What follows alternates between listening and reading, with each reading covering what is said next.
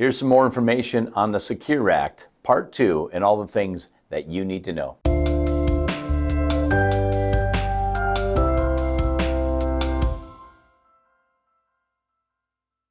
All right, folks, we're going to reconvene here. We talked about Part 1. We did about the Secure Act 2.0. Remember, the Secure Act 2.0 was signed by Congress December 23rd. President signed it December 29th. The new Secure Act rules went into effect January of this year, 2023. So we talked about the 4 things in the prior episode, so go back and watch that if you haven't. Now there's over 90 changes that came in part of the Secure Act and how that, what that means to us in our retirement accounts, and other things have to do with finances.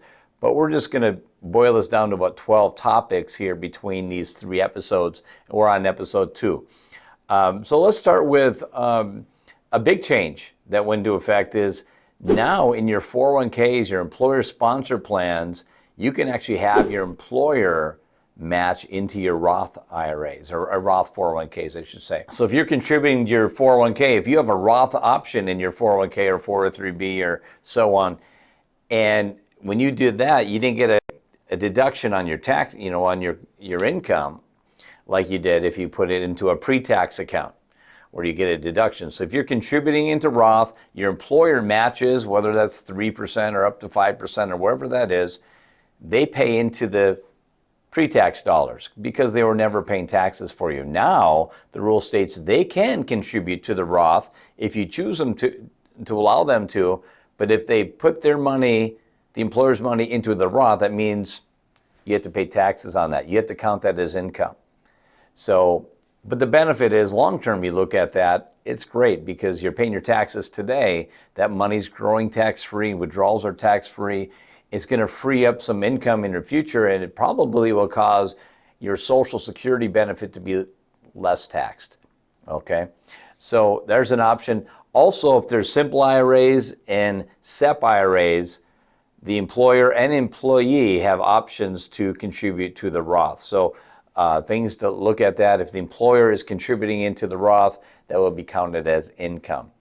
So that's real important stuff. It's a great option. I think great opportunity to grow that money tax-free. Now let's talk about the penalties on your IRAs and retirement accounts. Remember, if you don't take your required minimum distribution out by a certain age and get it out by that year, they tax you. There's a penalty. In the past, remember, RMD age was 70 and a half. RMDs got pushed to 72 on the first version of Secure Act. And what I mentioned in the last episode, RMD age got pushed to age 73 and eventually be pushed all the way up to age 75. Now, what happens if you miss taking out your required minimum distribution? So let's just say you have $1 million IRA, making things easy, and you have to take out 3.77% if you're 73 years old. That's $37,700. Well, if you miss taking your required minimum distribution, in the past, it was a 50% penalty. If you're supposed to take out $37,700, half of that, it would be a penalty. Now with the new Secure Act 2.0, they changed it to 25%. So now it's half of what it used to be, so a quarter overall of that $37,700. But they said if it is procured, it's fixed within a timely manner, and I don't know the definition of that right now, what is considered timely in the IRS's eyes, that penalty can be reduced to 10% penalty. A big significant change from a 50% to a possibly down to a 10% penalty on taking out your RMDs late. And we've helped a lot of people who came on board to work with us, and they had missed 5 years of RMDs before we met them. And we had to help them get those monies out. We had to help them write a letter to the IRS and state, please forgive us for these, missing these. We didn't know, we didn't understand the rules, but we understand them now. Let us take the money out, pay taxes on it. Please don't penalize us. And actually, some of them were able to get away without penalties.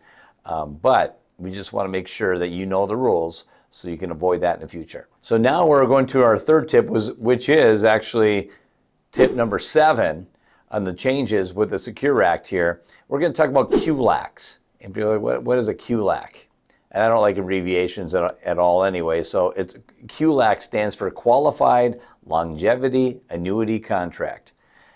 And people are like, who wants annuities, right? Well, I think there's a good place for annuities, but this is a neat thing with this specific type of annuity, this Qualified Longevity Annuity Contract, for people who have IRA dollars, people who have money that they have to pay taxes, that you have to take out your required minimum distributions at age 73 and beyond, right? Every year.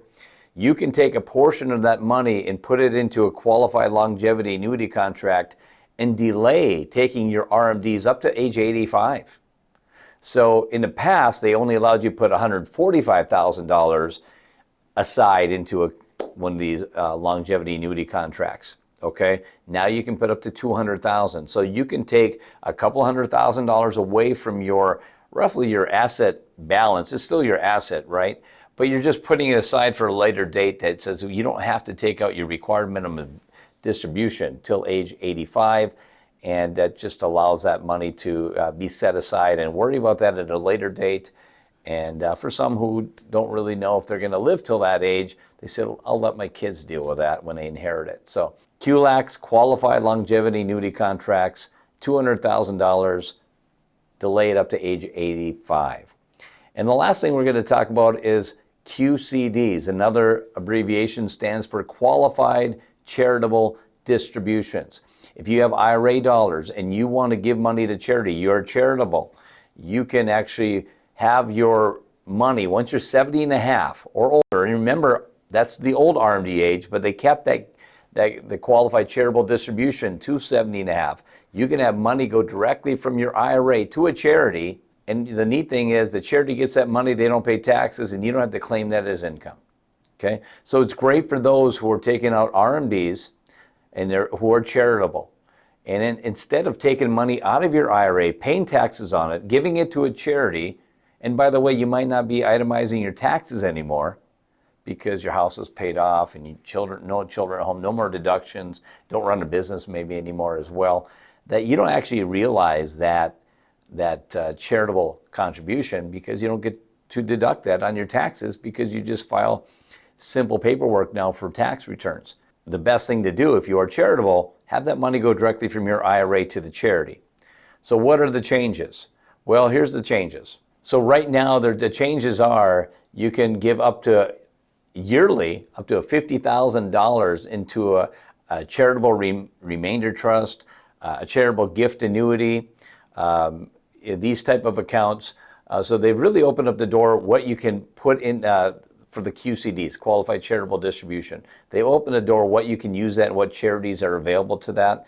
And that's yearly up to $50,000. But you are allowed to give up to $100,000 in your Qualified Charitable Distribution accounts. So you can gift up to $100,000, but that's going to be inflation adjusted each year now as well. So next year we're going to see that maybe, $100,000, $200,000, $300,000, $5,000. I don't know what that will be next year, but it's going to keep increasing. It just means we open the doors to more charities and more ways to give, and they're making those numbers bigger for giving as well for those who have a hard time giving, I guess, a hard time trying to max out their giving is what I'm trying to say. So those are 4 tips, and we'll have 4 more tips coming out here in another week or two, wrapping up, I think, the top 12 of the things that I think you should know about the Secure Act 2.0. If you like this information, leave a comment.